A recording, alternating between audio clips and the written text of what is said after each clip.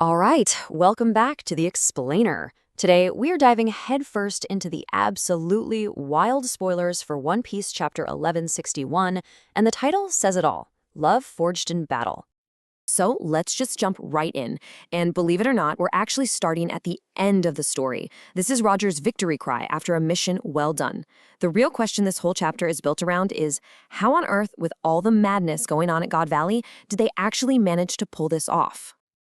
Well, to figure that out, the chapter throws us right back into the thick of it, into the total war zone that is God Valley. And while all the big names are getting ready to throw down, there's this really important side story happening that kind of sets the stage for everything else. So, picture this. We see a way younger Monkey D. Dragon, and he's not the revolutionary leader we know yet. He's trying to protect two very, very important babies. Yep, that's Shanks and Buggy, and get them to safety. But then, bam, he gets hit by this powerful laser. And seeing him, wounded but still pushing forward because of this need for atonement, man, that's a huge clue, right? It's like we're seeing the very first spark of that fire that will eventually turn him against the entire world government. And who's shooting these lasers? Well, get ready for this. It's a holy knight named Muffagu, and she's from the Saturn family. She can shoot pacifista-style lasers right out of her mouth, and she's got this super secret mission: get those babies back before Saint Garling finds them and probably kills their parents.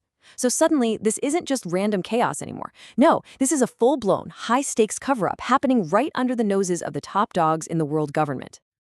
Okay, so just as Muffagu is about to take Dragon out for good and grab those kids, the entire game changes. Because the real heavy hitters, the most unpredictable pirates of the entire era, have just crashed the party. And in a twist that I don't think anybody saw coming, who saves Dragon's life?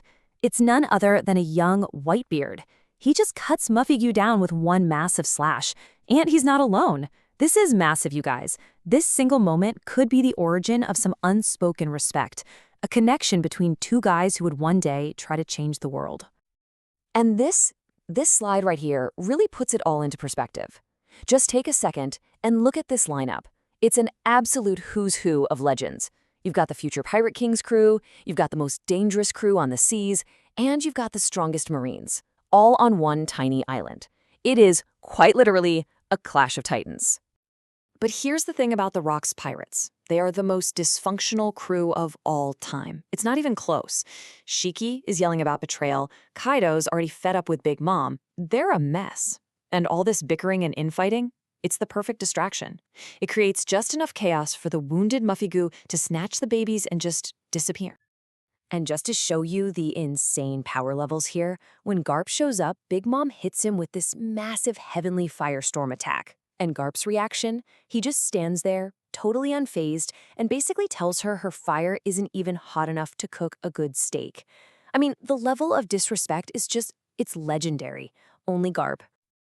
But here's the real kicker. In the middle of this absolute battle royale between monsters, Roger lets us in on a little secret. His crew's real reason for being here? They aren't here for rocks, they're not here for the government, nope. They're on a rescue mission. Roger is playing 4D chess here. He uses the chaos as the perfect cover, starting this big, flashy, fake fight with Whitebeard to draw everyone's attention. And in that moment, when all eyes are on them, he gives the order to his number 2. Rayleigh, go get Shaki. And just like that, the real mission is a go. And let me tell you, Shaki is no damsel in distress, not even close. Even with her hands cuffed, she is just wiping the floor with her captors. But just when she gets free, a new threat appears, another holy knight named Somars. He takes her down, and he's standing over her, ready to end it all. So Shaki's life is literally hanging by a thread. A powerful holy knight is about to deliver the final blow. The stage is set for one of the most badass entrances in this entire flashback. I mean, think about it. She's cornered, she's about to be killed. Who could possibly save her now? She needs a hero. And right on cue, the Dark King arrives. Silver's Rayleigh just appears out of nowhere like a blur and unleashes this brand new sword attack. He gone wrong 2-0, and poof, Somers down. Instantly. But the craziest part? The way he holds his swords, it's described as being almost identical to Zoro's onigiri. This is huge. It's not just a cool little nod, it's basically confirming a direct line of swordsmanship from the Pirate King's right hand to the man who's going to be the world's greatest swordsman. Okay, so after that incredible, high-octane climax, the chapter finally takes a second to breathe. The action's over, and now we get the real emotional core of the chapter, the reunion. The danger's past. Raleigh just calmly puts his sword away, holds out his hand to a teary-eyed Shaky, and says, "Shaky, sorry I'm late. I'm here to get you." And her reply is it's perfect. You can hear the mix of emotions. She's kind of playfully scolding him for being slow, but then she just admits it. I was so scared. It's such a real, genuine moment between them. But of course, you can't have a tender moment like this go uninterrupted in one piece. Roger and Scopper Gabon are just off to the side, literally bawling their eyes out, crying because they're happy for their friends, but also crying with pure comical jealousy. It's just a classic, perfect one-piece moment. And with that, you can mark it down. In the middle of all this world-altering chaos, the number of successful rescue missions on God Valley is officially 1. Mission accomplished. And that brings us right back to where we started, to that triumphant shout from Roger. With Shaky safe, he rallies the crew. The job's done. Now it's time to grab the loot and get the heck out of this death trap of an island.